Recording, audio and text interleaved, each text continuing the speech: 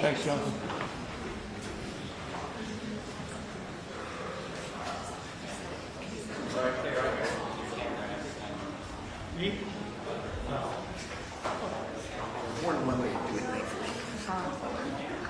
Here we go.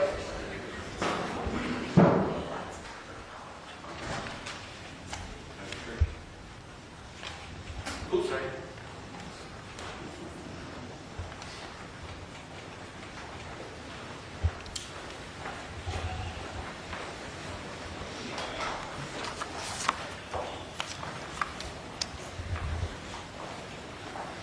Thank you all.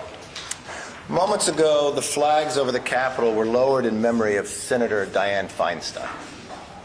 As California's longest-serving senator, Senator Feinstein broke barriers and blazed a trail for women.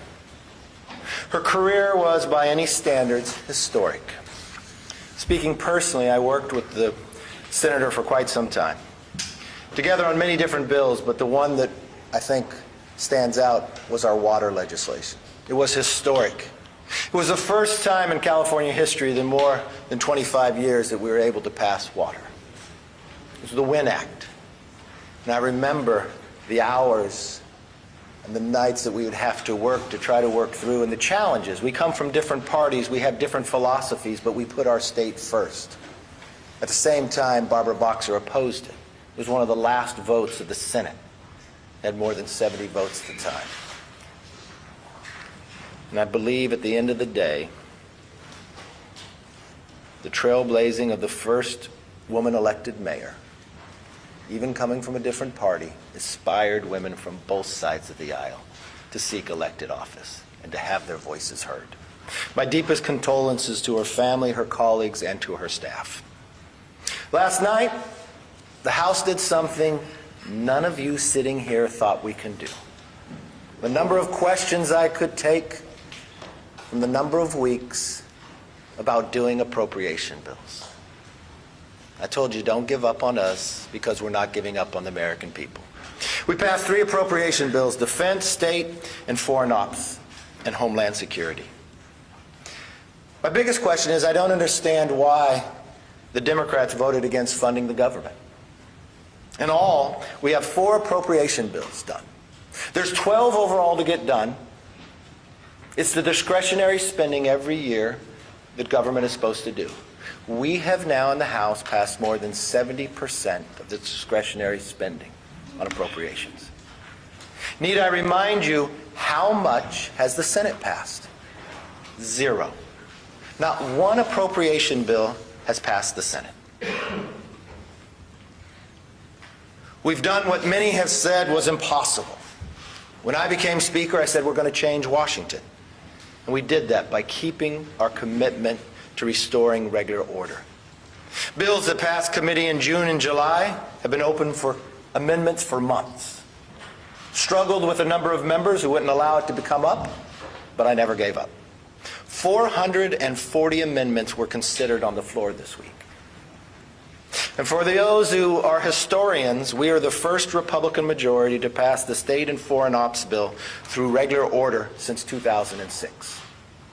My entire political career as a member of Congress, the Republicans have never been able to do what they just did last night.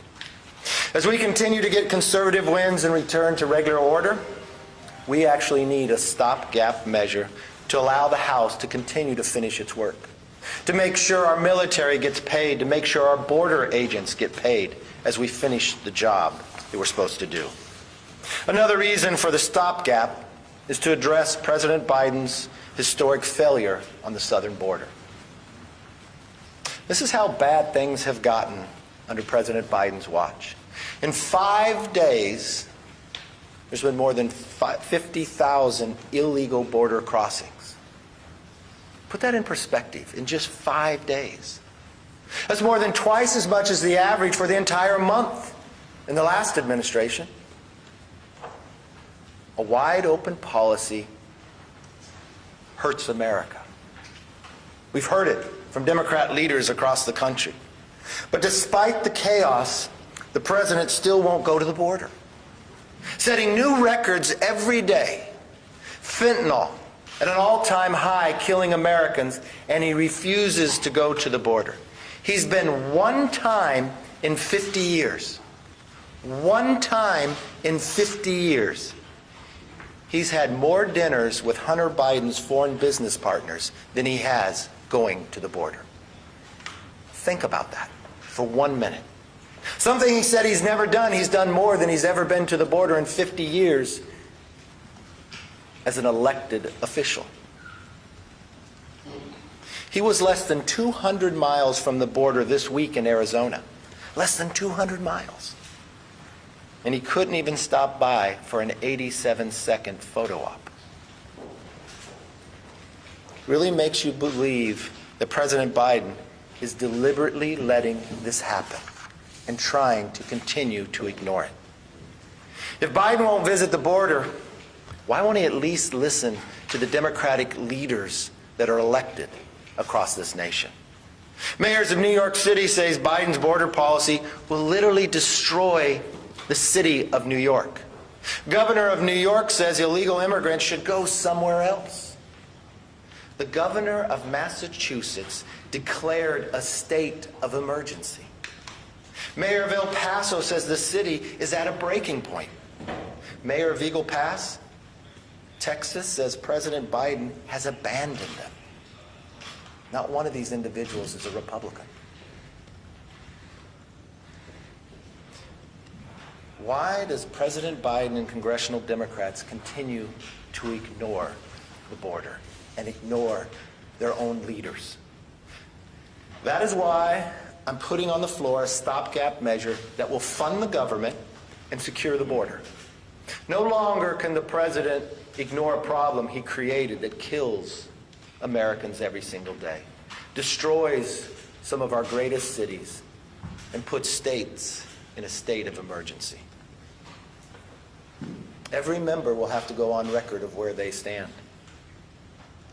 Are they willing to secure the border, or do they side with President Biden on an open border and vote against a measure to keep government open? House Republicans are working through an impeachment inquiry to hold this administration accountable. Yesterday, we heard from expert witnesses who said that there is enough evidence for an impeachment inquiry. Jonathan Turley, he said, and I quote, "I do believe that the House passed the threshold for an impeachment inquiry into the conduct of Joe Biden." Bruce Dubunski, the forensic accountant, "As a fraud investigator, when I see smoke, I immediately look for the fire.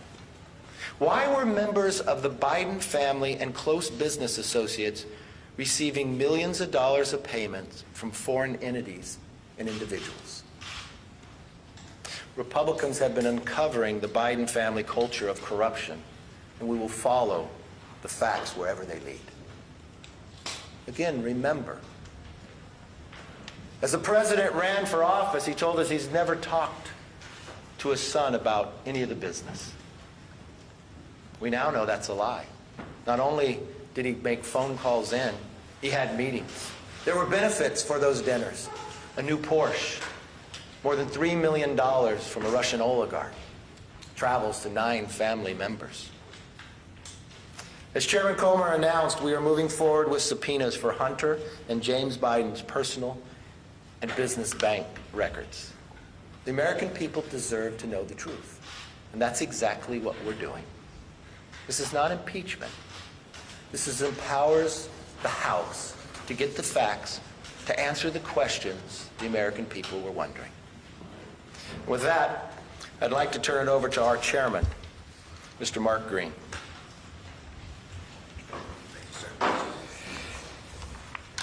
I, too, want to extend my condolences to the Feinstein family. Our prayers, my wife and I, Cammie and our prayers are with you. Speaker McCarthy, thank you for your leadership, for shining a light on what's going on at the border. I know last fall we made a trip down to the border and took a look. It's far worse now than it was then.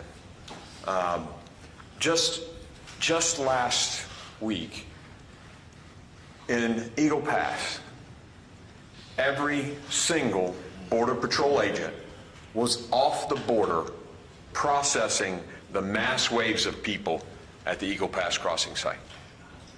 Meaning the entire border was unsecure.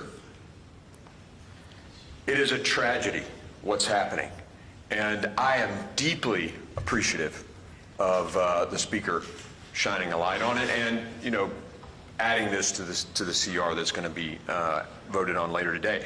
And I really want to take a second, though, and take a little victory lap, too, just like the Speaker did. Yesterday, we passed Homeland Approach with every single Republican voting for it and 2 Democrats voting for it. That was pretty cool. You know, we're moving the needle on this. The Speaker talked about, you know, the mayors and the folks that are out there talking about the impact, the human cost impact, the financial cost impact in New York and Massachusetts.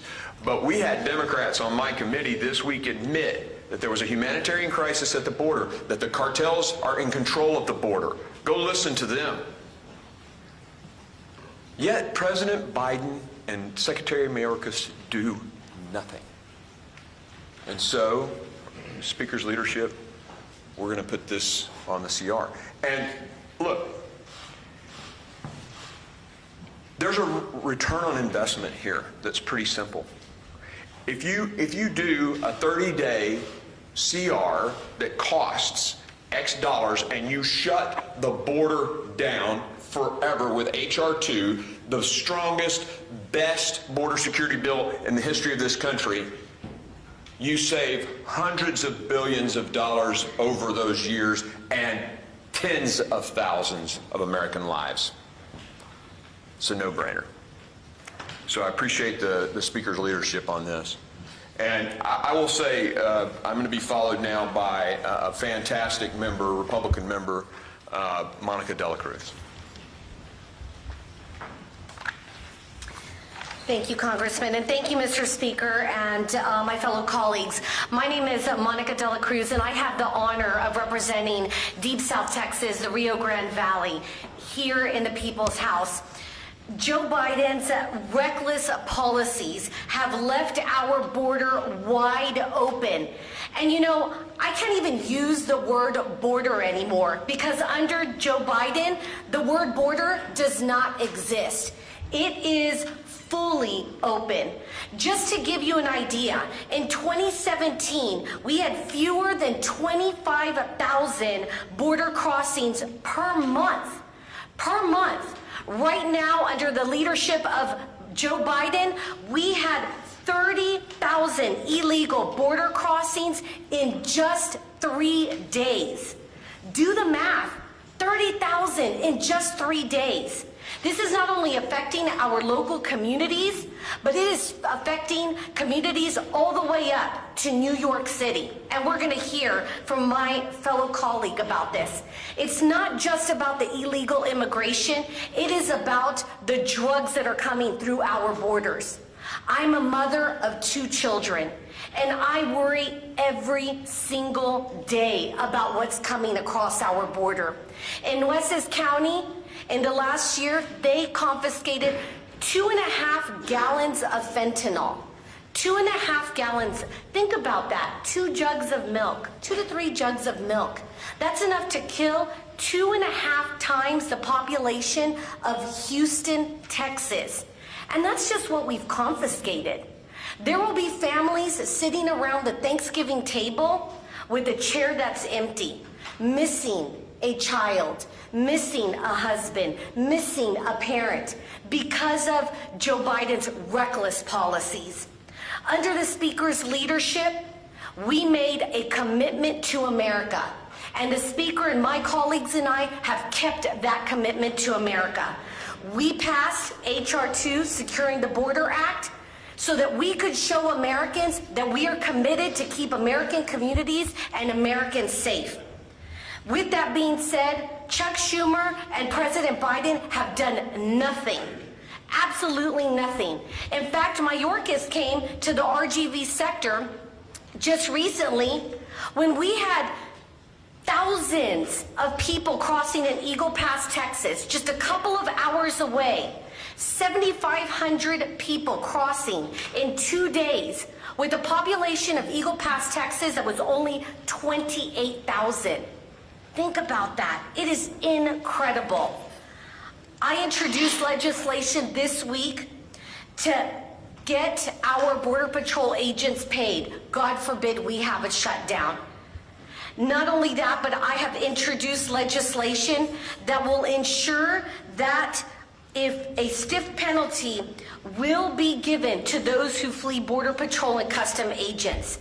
We are working hard, but the president and too many Washington politicians have failed to act. The government is not a telenovela. We came here to lead and deliver results and solve problems, and most of us are here to do that. So today, will we vote to shut down the federal government, or will we vote to shut down the border? The choice will be made in just a couple of hours. I choose to stand with hardworking families. I choose to stand with Border Patrol and custom agents. And I choose to stand with American people who want a secure border. Thank you very much. Well, thank you very much, and good morning, everyone. I am proud to represent the southwest corner of Long Island that just borders New York City. And over the last couple of weeks here on Capitol Hill, much of the conversation and the rhetoric has been focused around the fact that Republicans can't seem to agree. But you're mistaken, we do agree. We agree that we need to rein in reckless spending from Joe Biden's administration. We agree that there is nothing more important right now than securing our southern border. If you want to see people who can't get along, focus your attention on what now has become a circular firing squad of Democrats just in my home state of New York. You have Mayor Adams, you have Governor Hochul, you have Secretary Mayorkas, you have President Biden, and our so-called border czar, Kamala Harris, sitting around a circle, firing shots at one another because they have no idea how to make this disaster better. Mayor Adams, who I will tell you there is few things that we agree on, but I do agree with him on one. This issue, the fact that our borders are wide open, could destroy one of the greatest cities in America, New York City. People have actually said that the lights are dimming on Broadway because of the disaster that's been created. And what's the response? Well, a year ago, when everyone was saying, the people behind me were saying that eventually every state would become a border state, we were coined as fearmongers. But now, you look at cities throughout this country, and they have been taken over by migrants. Over 100,000 migrants have came into New York City since spring of 2022. And Governor Hochul and Mayor Adams, throughout their campaigns, were there with open arms. We are a sanctuary city. We welcome everyone to the land of milk and honey. Well, now, Mayor Adams clearly had no plan in place. There's people on street corners. He's now set up shop in vacant warehouses at JFK Airport. Does anyone legitimately think that people come into this country for a better way of life, for the American dream, to live in a vacant warehouse at JFK Airport? The answer is no. That's not the American dream, and it's a failure of Democratic policies. Now, we have the governor asking the president and his administration, which we are confident he is going to agree to allow migrants to live in our national parks.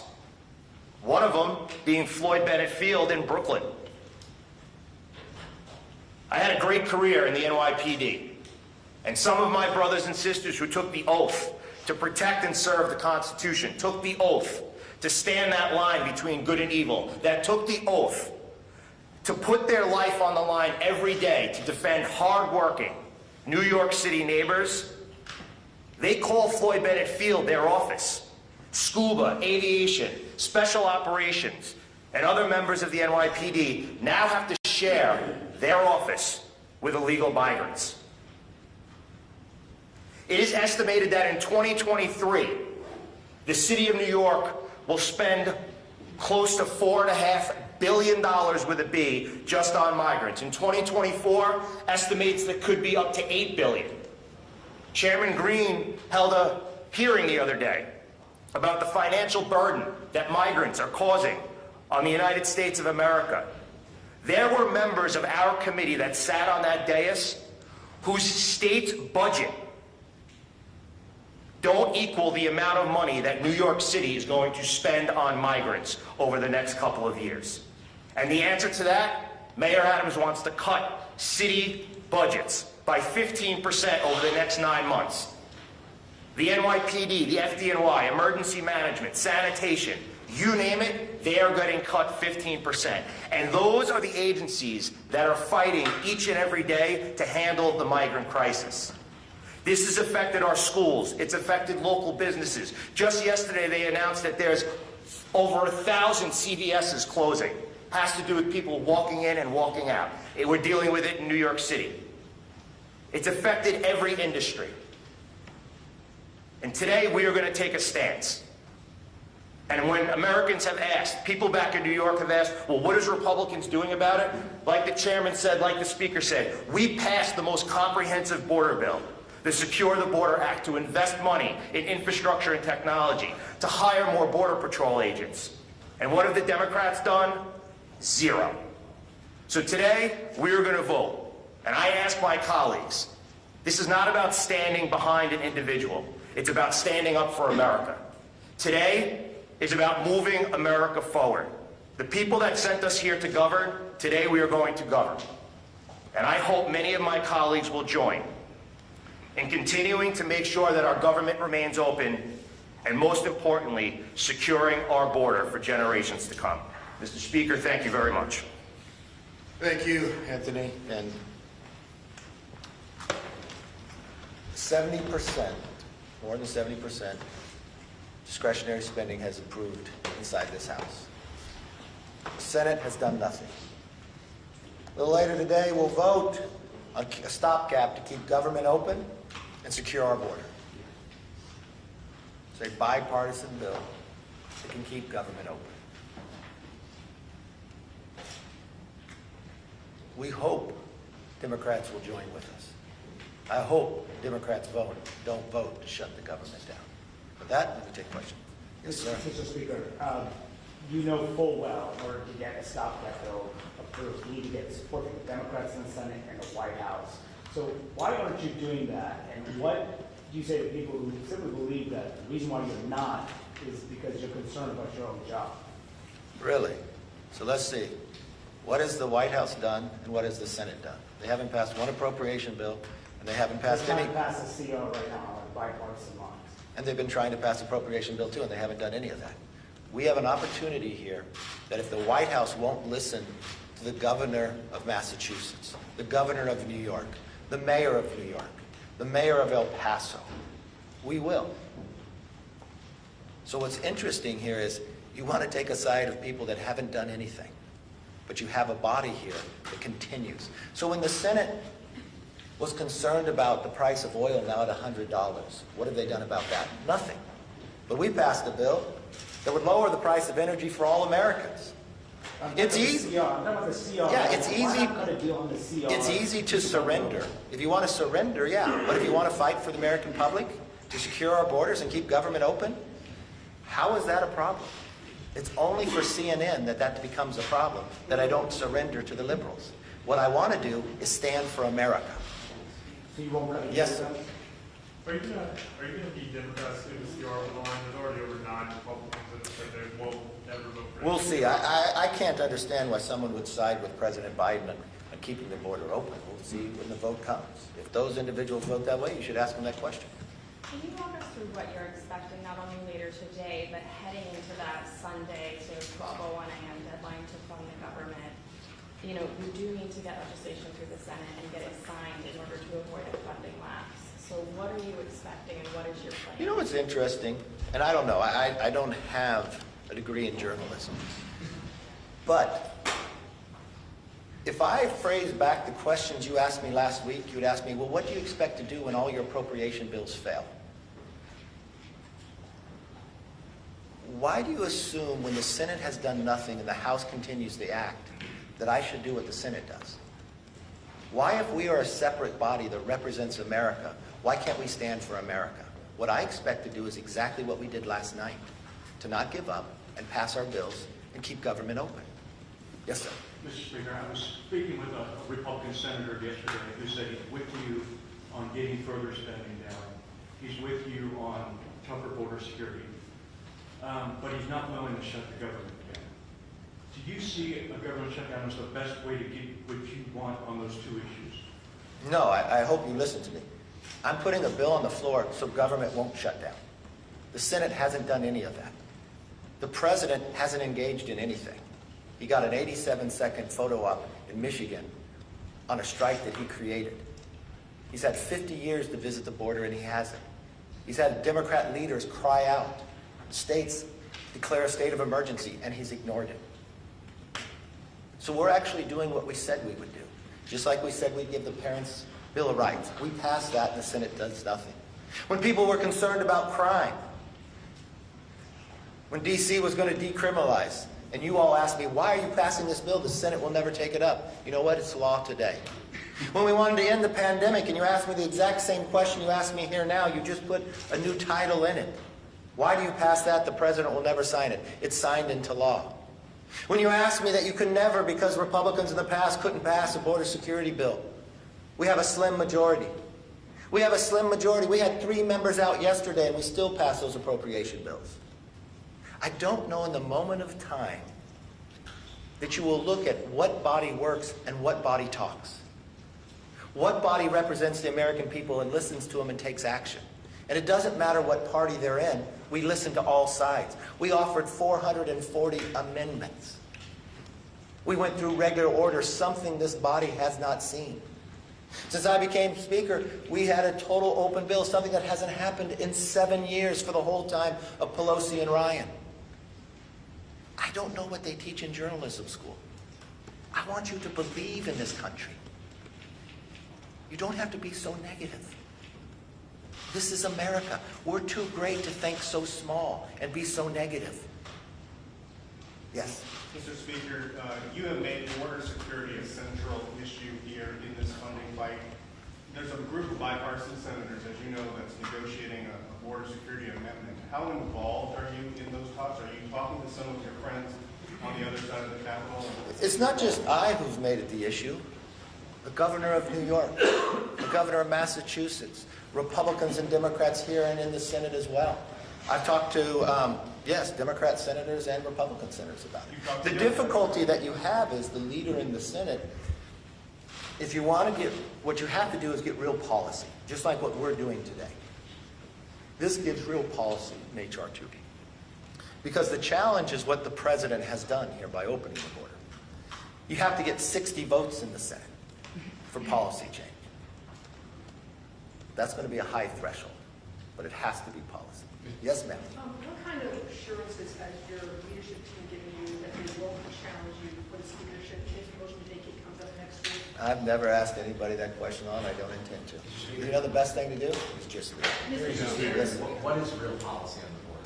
What is the First thing I would do is Do you know as taxpayers, we're paying money to store the materials instead of finishing the holes in the wall?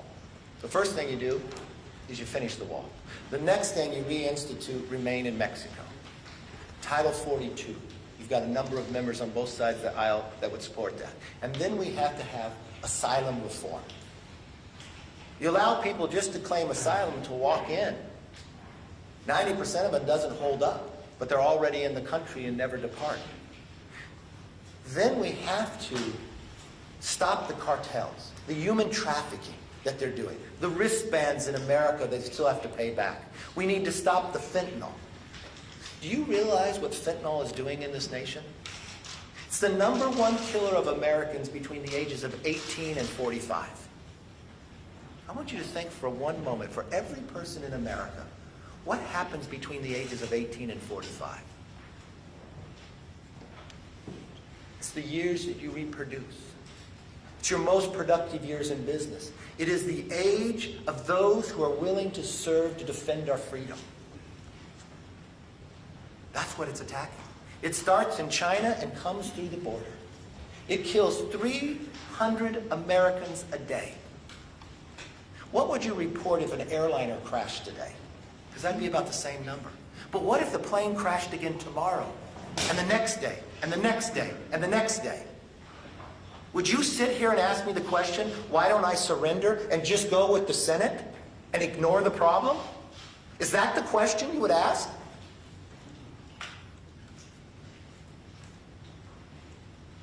I pledged in taking this job to change Washington, to stand up for the American public. And that's exactly what we're doing.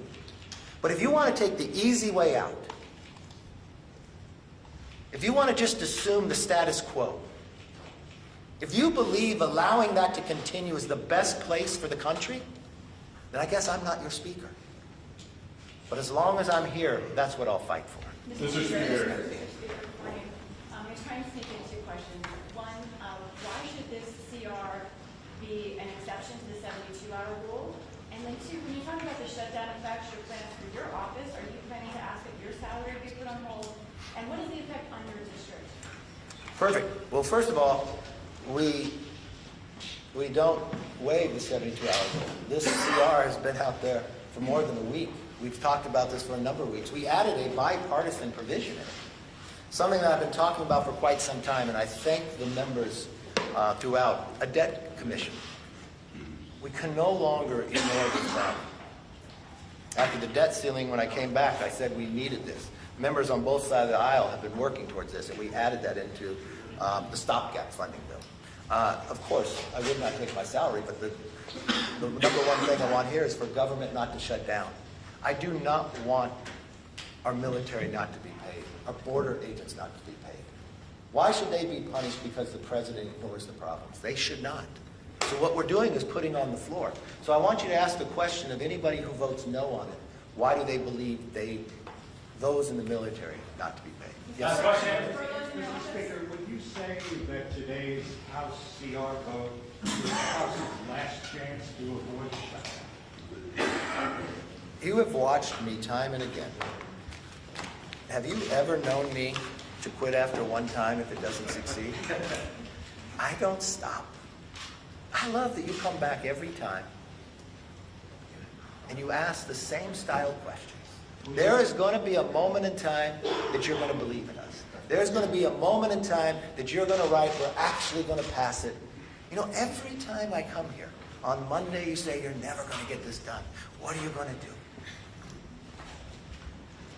This is what I believe. I believe in this country. I believe in the philosophy of representing the individual. I believe keeping government open is the right thing to do. I believe securing the border is the right thing to do. I believe this bill will bring us more freedom and make the nation stronger. So I'm not going to be angry about it, even based upon the questions you ask.